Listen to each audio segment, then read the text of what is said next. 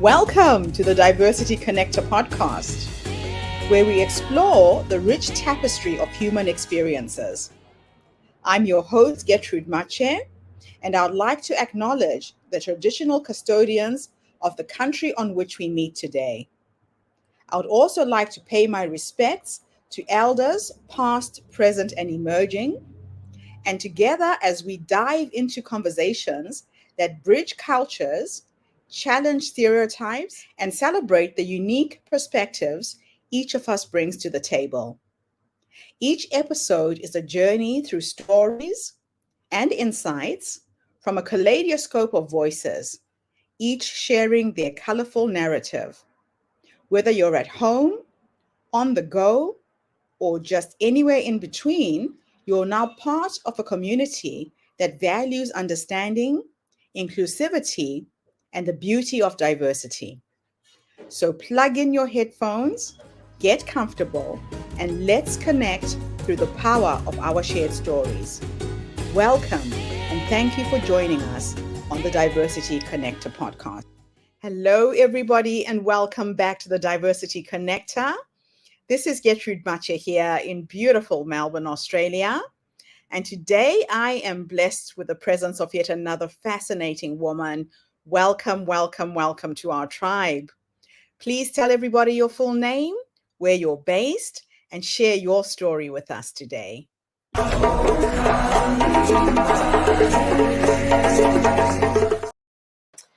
Well, first of all, Gertrude, thank you for inviting me to do this. I appreciate it. My name is Francine Gordon, and I'm based in Cupertino, California, which anybody who has an Apple product, you probably have noticed that the default for weather and things usually is Cupertino. That's because the headquarters are about 2 miles from where I live. I'm actually in the heart of Silicon Valley. And my story started many years ago when I first moved out from New York to California to be one of the first 2 women on the faculty at the Stanford Graduate School of Business. That should give you a sense of the timing when I say one of the first 2 women, because at that point, it was very unusual to have a woman faculty member at a business school, to the point that I have my one other colleague, who I'm still friends with. She told me, it didn't happen to me, but she said when she went to teach her first classes there in economics, students got up and walked out because they refused to be taught by a woman. And I had the same type of issues, although nobody just got up and walked out on me. But there was clearly a sense of not trusting that someone who was a woman could possibly teach them anything. Out of 600 students, there were 5 women. That was it. So it was a very, very different time. And it was definitely a time where, as a woman in business, it was much more challenging than it is today, although it still has its challenges. After I left Stanford, I ran a professional repertory theater where we did 8 shows in 8 months and 5 during the main season. And then we did 5 shows in 10 weeks during the summer. That became my lesson in how to run a business because I was handling all the finances and negotiation with contracts, etc. It was a wild experience. It was a nonprofit, and we were dealing with several unions. Ultimately, financially, we weren't able to sustain it, and so the theater closed. At that point, I moved to what was then AT&T Pacific Bell, and went in as a mid-level hire, which again was unusual for them. I did several different jobs, including running a group of people who did collections for businesses, for people who didn't pay their bills. Moved over to a program where I helped plan for divestiture when they were breaking AT&T up. And for that, I was sent to New Jersey for several months in order to figure out how to do this. This is when they were going to break apart the United States phone system that was all AT&T into what they called baby bells. And that was going to be taking the equipment that was already in people's homes and separating that out from the service. When I returned, I became the head of recruiting for the company in California for Pacific Bell. And that was when I had an opportunity to look at how we went about hiring and looking at changing processes. which was an interesting experience. There were some vestigial tests that were being used that the company was reluctant to let go. For example, there was a test that was basically an intelligence test that they were using to determine if someone could come in at a first level manager level. And I really fought that, saying that's not a good indication. Not everybody tests well. It's not the most reliable tool to use. So that was one of the battles I fought. I have to admit, it was not successful, but I did my best. After working there several years, I became a director in marketing and worked on several projects to launch some new products within Pacific Bell. And then there were some major organizational changes going on that I was not in agreement with. And so I left and went to what was then the only company doing parallel computing called Tandem Computers. They were a company that was known for being very forward thinking. They actually ran some of the stock exchanges around the world because they had parallel processing, and that enabled them to keep stock exchanges running even if there was a problem with the primary server. There I was the head of HR, and again got involved with recruiting and some other activities. They acquired a company that did networking, UB Networks, and I moved over there as the VP of HR, and had all responsibilities for human resources planning except for the compensation, which was out of my area. That was an exciting area as well. This was the first company that did both Ethernet and token ring, which was an early form of networking. And we did all kinds of things when we were there. We did lots of recruiting, we did lots of hiring, we did lots of planning on how to have stock options and things like that. Ultimately, the company had some financial issues because it became very staid in the way it was doing business. And this is a problem that companies have. When they're doing something and they're successful, they're very reluctant to change. And in this case, the way they were doing things was looking at the way you could have Ethernet and token ring set up for an entire organization. At the same time, several companies were starting to look at smaller, like division or department level systems. And the person who had founded the company I was working for was very reluctant to change. So the company had some major financial issues. It was acquired initially by HP, and it was initially acquired by Tandem Computers, and then Tandem Computers was fully acquired by HP. One of the things that, when I say this thing about it's hard to change when you're successful, to give you an example that it's not the only time this has happened. Motorola used to be the primary source of mobile phones for many, many years. And that was the one that AT&T used predominantly for its software, its hardware. When digital came along, Motorola said, we don't want to do digital until the quality is every bit as good or better than their analog phones. And so they didn't want to switch. The result was Nokia came along, which was a small company at that point. Nokia came along and said, we'll do it. And basically they took over the market. That was a result of the company of Motorola not being willing to change. That's one of the interesting things about innovation. Success can lead to failure if a company is unwilling to change with the times.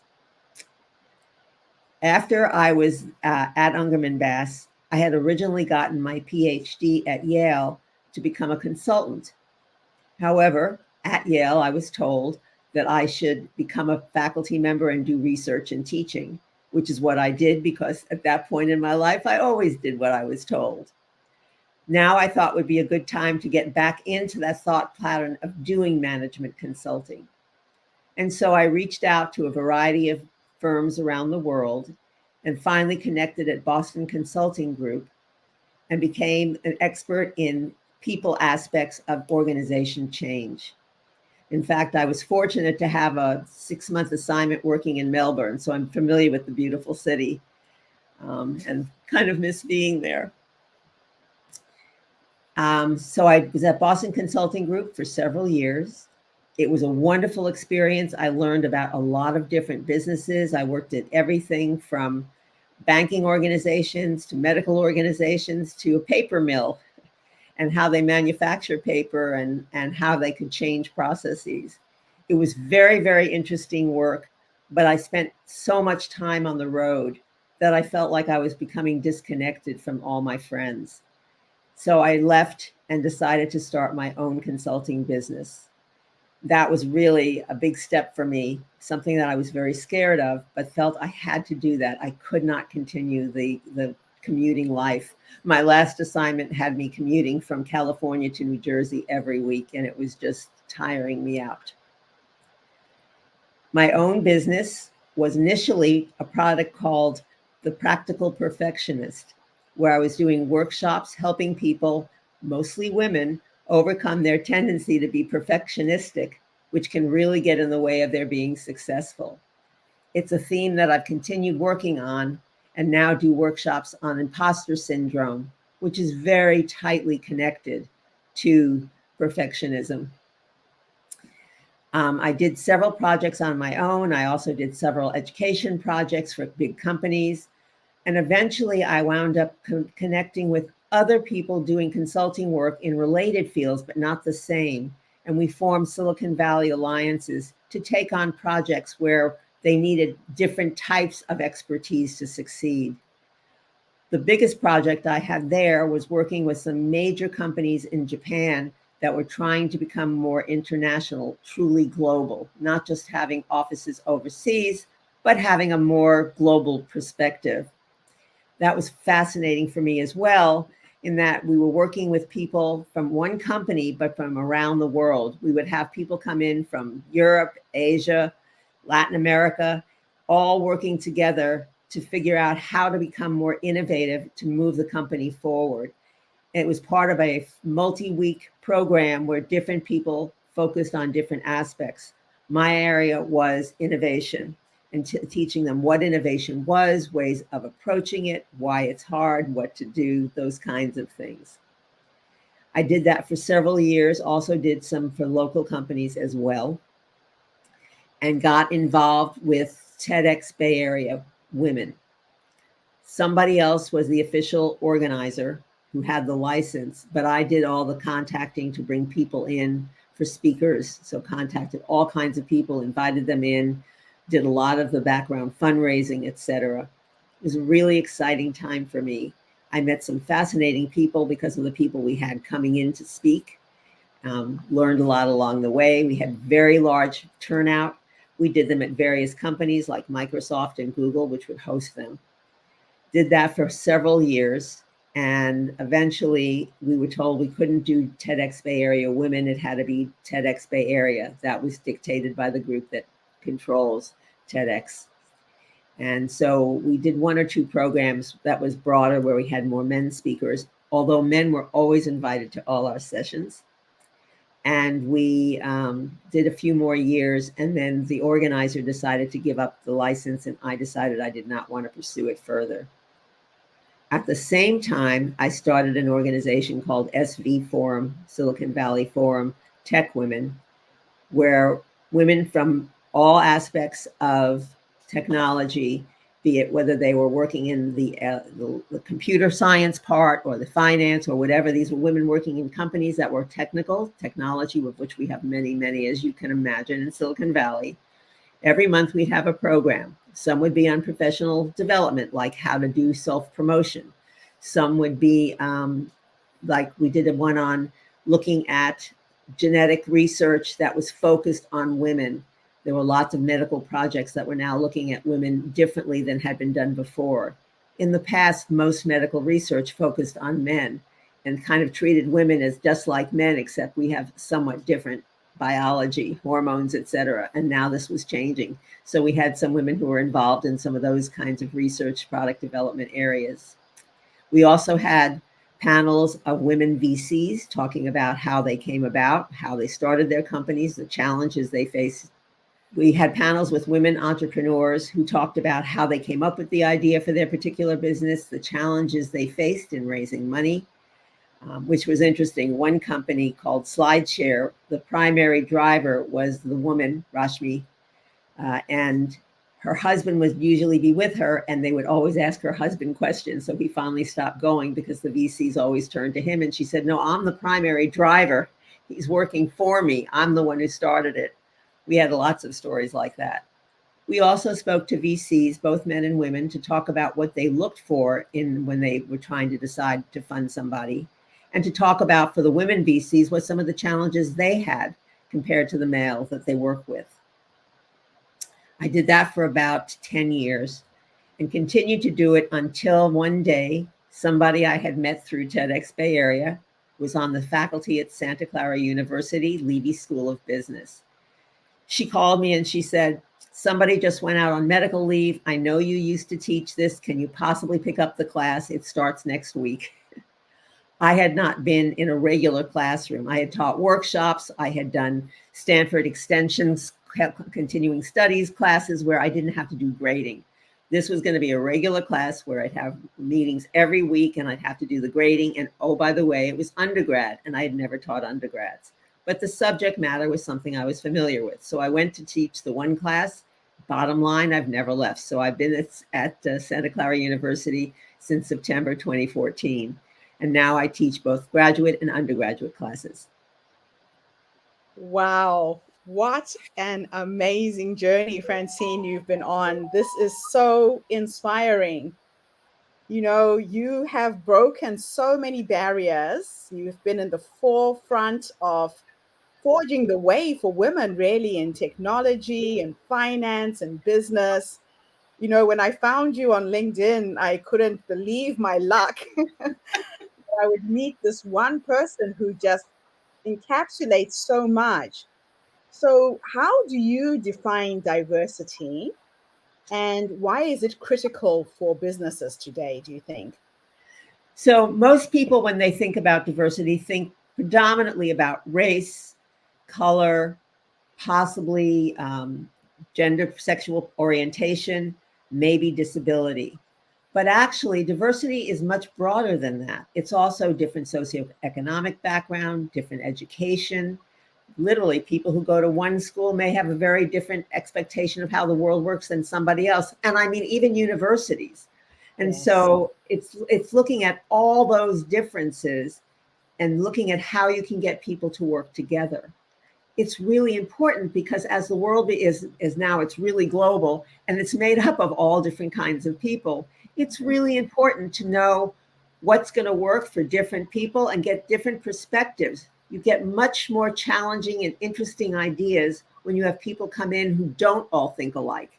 It makes it a little bit harder.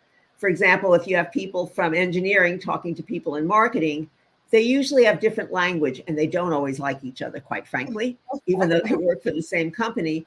But if you can get them to work together, they can have very unique insights that each group alone would never have because they bring different perspectives and they look at the same thing different ways. So it's really important nowadays for companies to be able to look at it. Examples of when it didn't happen was many, many years ago, GM had a car called the Chevy Nova, which for some reason didn't sell in Latin America. Well, the reason is in Spanish, Nova means no go. Not a great name for a car.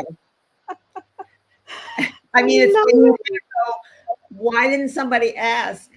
Or at one point, I think it was Procter and Gamble wanted to move into the market in India. And that they felt the cheapest way for people to buy things was to buy in bulk. I don't know if you have stores like Costco in Australia. I know they have several in Europe. Yes. Where you buy in bulk, right? Because it's cheaper per ounce or per item. Yes. So they thought, okay, we know that there are financial issues in India, so we'll sell these big boxes of whatever, food or, dry foods, appliances. The problem is it didn't sell. Well, the reason was, although the cost per ounce or unit was cheaper, people couldn't afford to buy 40 at the same time. Yes. And they didn't have the place to store it. And they, quite frankly, I mean, they didn't really need, I mean, these big bottles and things, some of them wound up being used for tables and things because they just, I mean, Oh, it was a totally different economy. Nobody yeah. had really sat down and said, well, what's going to work? So eventually they changed. Now they sell, you know, you can get laundry detergent in packets for 1 or 2 washes, etc. But it was like, oh, we know this is going to work. We're going to make it so cheap. We'll do all this bulk stuff. And it was like, no, it Oh. didn't really work. And nobody had asked. So consultation is critical. So from your experience, what are some of the common challenges that businesses who are trying to implement diversity and inclusion initiatives face, and how can they overcome those challenges? One of the issues is change is hard. People are very, very resistant to change.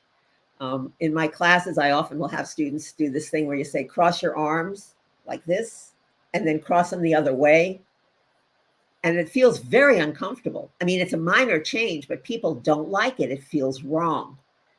When you talk about becoming more diverse, you're asking people to look at different ways of hiring people, evaluating people, different sources. And different people will come in with different languages, with different ideas. And you may say, well, I don't like that idea. It's different.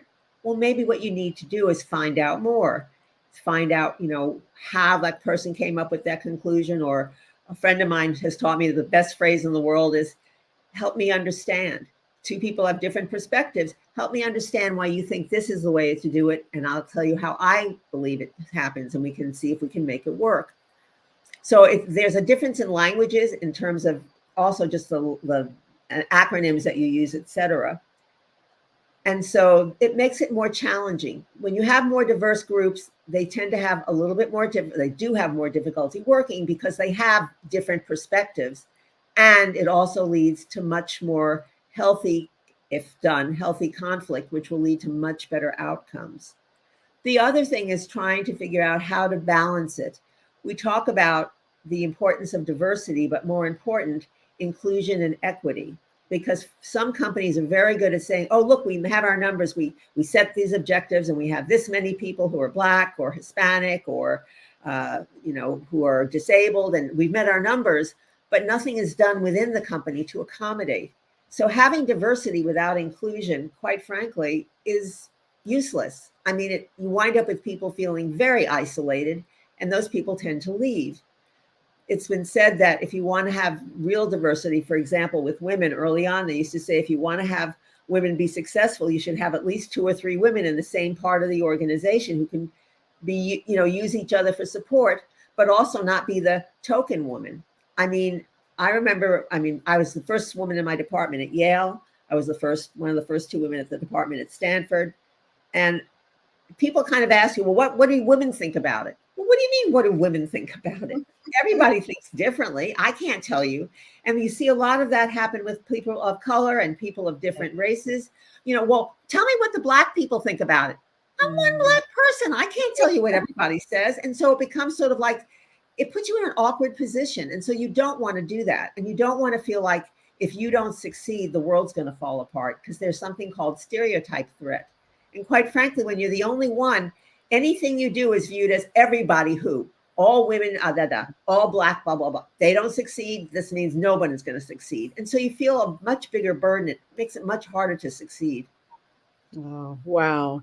So, how do you bring your real world experience into the classroom at Santa Clara University? One of the reasons it's so much better being in Santa Clara is I have a lot of business experience, and B, I'm older than my students. When I taught at Stanford, the students were about 30 and I was 23. So it was a little difficult to get their respect. I often use examples of things that I've observed in terms of making a point. If I'm talking, and I also teach classes on how to manage people in general and human resources management.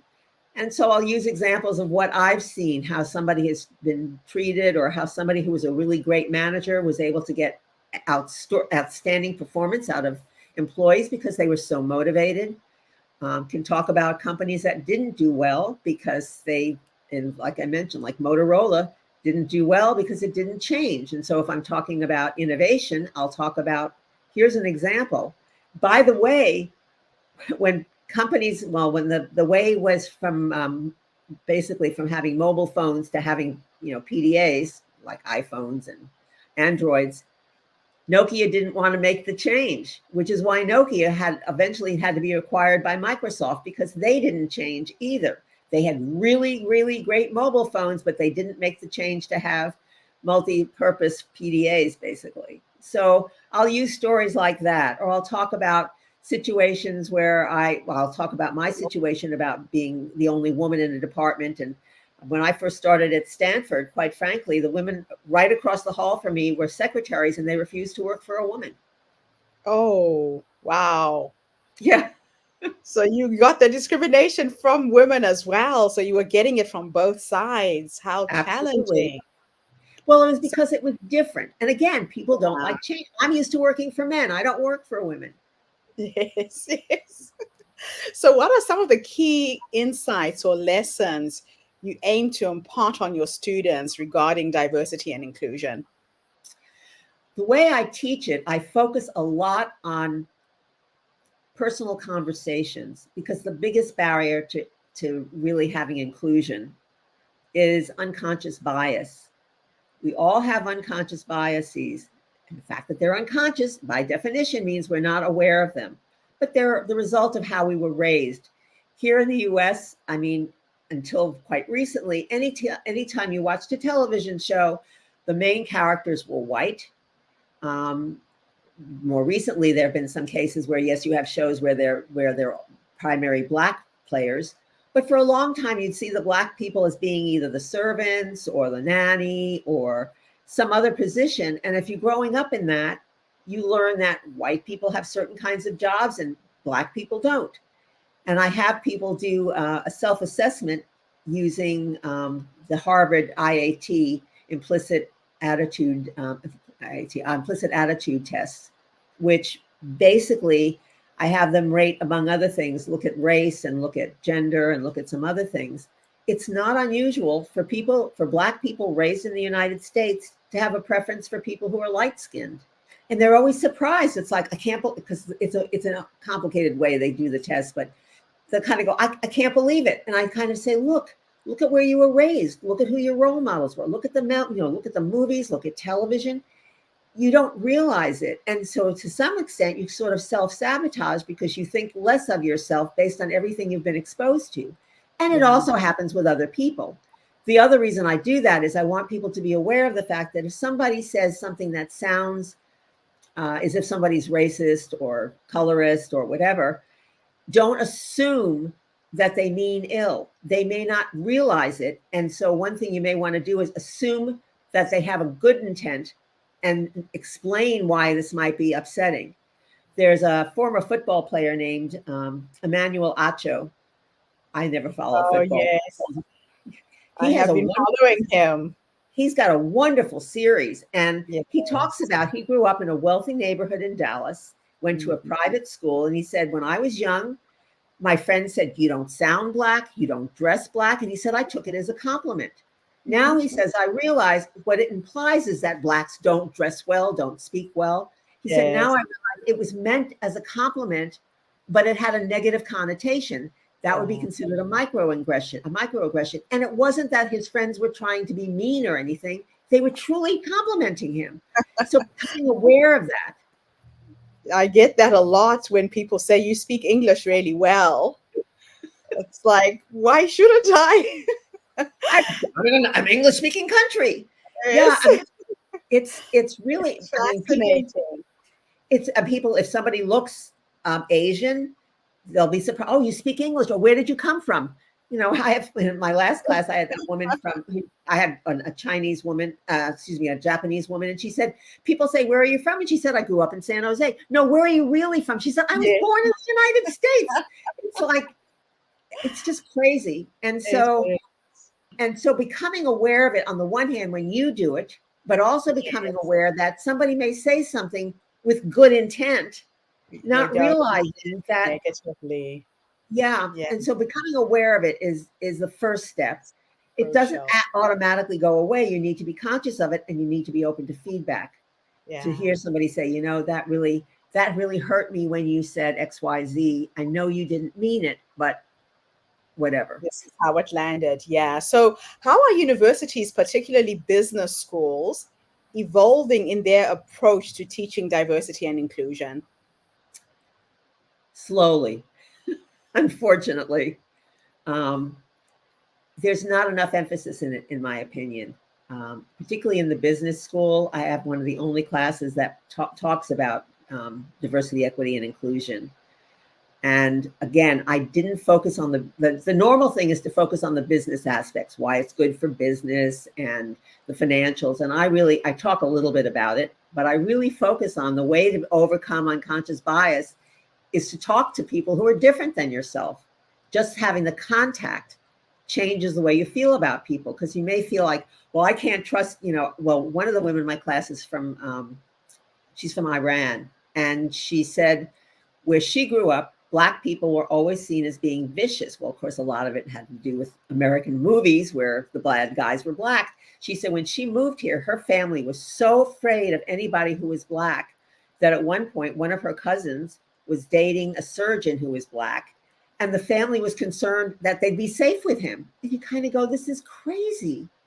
But again, they were raised in an environment where they had not been exposed to Black people and didn't know that was all a stereotype that has been perpetuated in the media. Yeah. Yeah. I remember when I lived in South Africa, we lived in an all white neighborhood. None of our neighbors ever talked to us for 7 years until our next door neighbor had a heart attack one day. My ex-husband was a doctor. The wife knew he worked at the hospital. She came and knocked at the door at 2 a.m. We went over, we helped her, resuscitated him, called an ambulance. The next day, she told everybody in the street how wonderful we were. But we had been in that neighborhood for 7 years.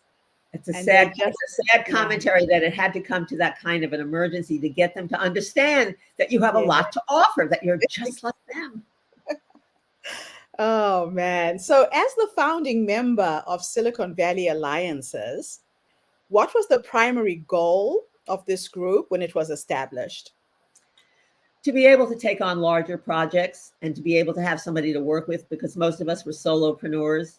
And sometimes you like to have somebody else to work with. So it allowed us to find projects where several of us could work together, which becomes a lot more enjoyable, quite frankly.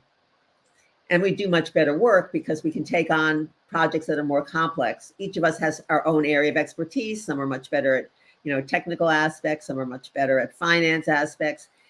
We have all of those skills available, but not in one person. How do alliances like Silicon Valley Alliance play a role in fostering a more diverse tech ecosystem? It focuses mostly on skills diversity, although we have in terms of race, et cetera, we're diverse.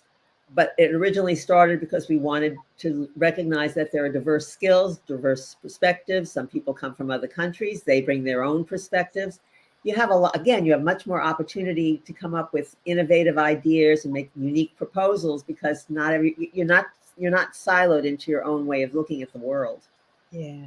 Yeah. And I mean, I've met a lot of wonderful people because different people refer other people in. And so I have this really great network of wonderful, talented consultants. Fantastic.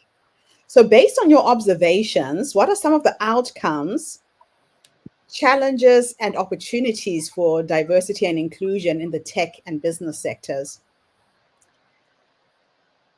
Challenges, again, a lot of it has to do with unconscious bias and just the sense of, I'm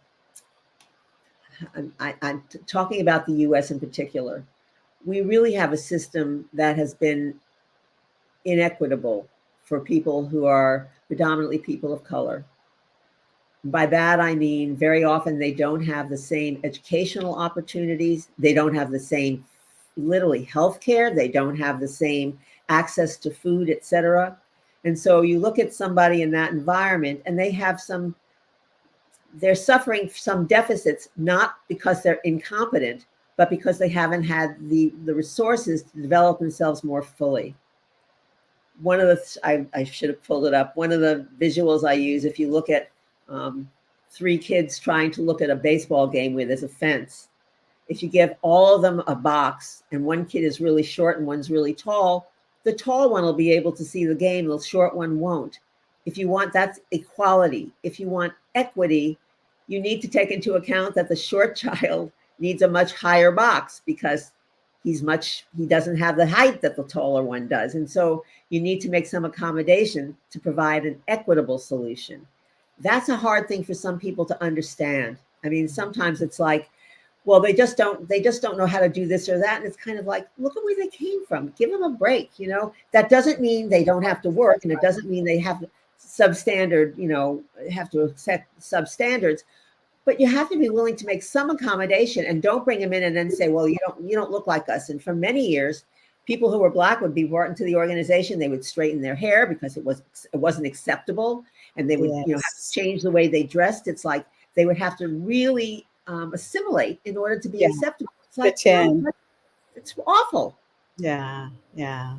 So if you were to reflect back over the years, how have your personal views on diversity and inclusion evolved? And who or what have been your biggest influence or inspiration? So I'm going to be painfully honest. There was a time when I thought homosexuality was not appropriate. I mean, my parents, quite frankly, had talked about, you know, quote unquote fairies, you know, people who were gay were fairies. And so I had that in my head initially. But over time, I was exposed to people who were gay. I ran a professional repertory theater. I don't know if I even mentioned that, but I ran a professional repertory theater for several years. And many of the people who worked there were homosexuals, a lot of the people. And they were very comfortable talking about it. And I got comfortable with it. In fact, when I started working at the theater, I actually was still doing some teaching. And I remember I was teaching a class on sex and gender issues in the workplace. And I had a particular activity that would talk about masculine versus feminine characteristics. And my class happened to be all male, which at the school was not unusual. And I did this activity, and the difference between male and female was non-existent. And I must have had a funny look on my face. I'm not a good poker player. What can I say? And some of them said, Professor Gordon, would it help if we told you most of us are gay? And I said, thank you. Yes, that helps. I mean, the fact that they were willing to talk about it with me, and they knew that I was comfortable with it because they knew I was involved with the theater part-time. And so that changed me. I mean, it was like, oh yeah, it's fine. And so that's something that really evolved. I'll also say there was a time where I couldn't say that somebody was Black. It was like, you can't describe somebody like that. For some reason, it felt wrong. And again, just over time, you realize it's a descriptor, just like, you know, short hair, long hair, blonde, dark hair, white skin, black skin. You know, it's like, it's just a descriptor. It took me a while to get there. And I know other people have felt that. There was a woman, Doris Hazard Cordell, a wonderful, very well-established lawyer who's now retired, and she's a Black woman. And she said, I remember her saying, you know, I'll be in a room with a lot of other judges and someone comes looking for me and nobody has told her I'm the only Black woman in the room. So they're trying to figure out who it is. She said, I'm the only Black woman in the room. Just say she's the only Black judge in the room. Then you'll know who I am. But I mean, so I know I'm not the only one who's had that, but those are the kinds of things that over time I've evolved and realized I have these hangups from my own exposure. I mean, I've been socialized like everybody else. And so just by dealing with different people, it's really changed my view of the world. I love that. So now let me take you back for my last question. If I could take you back to that young woman who started out in the world of business, all alone in the world, if somebody could have given you 3 nuggets of wisdom, so just in case there's a young woman who's listening to this podcast and is looking to break into tech and the business world today, what 3 nuggets of wisdom would you give her? It's a great question.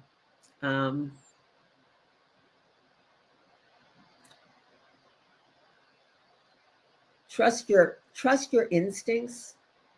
I mean, I think I was like I said, I never meant to be a faculty member at Stanford. The word is co-opted. I was told that's what I should do. I should have just stuck to my guns and said, no, I don't want to do that. I want to do consulting, but I didn't. So part of it is Don't let people tell you what you should do. Stick to what you think is right.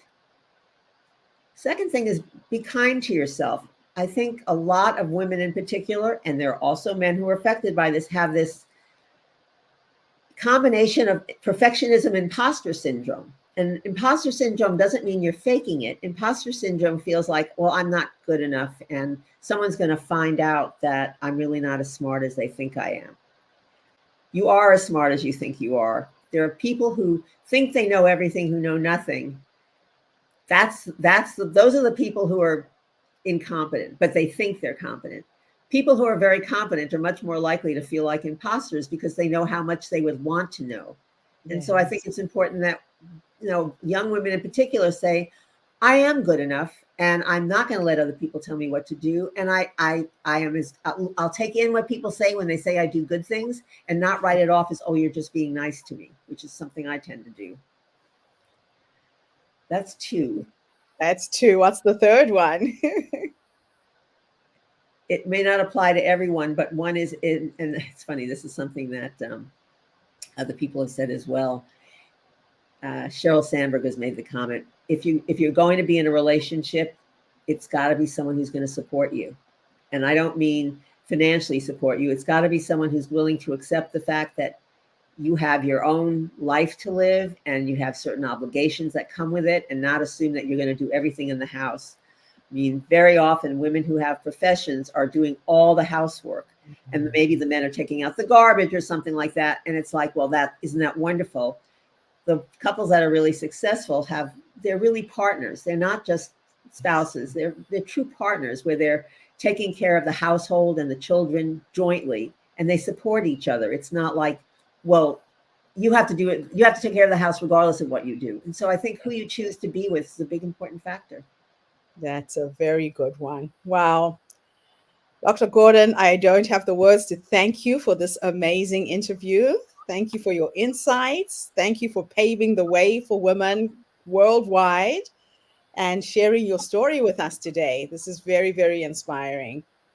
Thank you for the opportunity. I hope it helps. It sure does. And thank you to everybody who's tuned in today. The Diversity Connector is bringing you people from all over the world, sharing different perspectives around diversity, equity, inclusion, and belonging. So tune in again tomorrow when I interview yet another amazing guest. In the meantime, have a fantastic day, morning, or evening, wherever you are in the world. And bye for now. Thank you, Dr. Gordon. Thank you. Bye-bye. And that's a wrap, everybody, on today's episode of the Diversity Connector podcast. Thank you for tuning in and being part of our vibrant and global conversation. I'm your host, Gertrude Mache, and it's been an honor to share this space with you, where voices from all walks of life come together to weave a tapestry of diverse perspectives. Remember, every story you've heard today is a thread in the larger fabric of our shared humanity. So, as you step back into your world, carry these stories with you and let them inspire you to embrace and celebrate the rich diversity around us. Don't forget to subscribe, rate, and review our podcast to help us share these inspiring stories with more listeners. Do follow us on social media by looking for the Diversity Connector podcast for more updates. Until then, keep connecting, keep listening, and keep celebrating the beauty of diversity. This is the Diversity Connector podcast signing off. Stay curious, stay open, and definitely stay connected.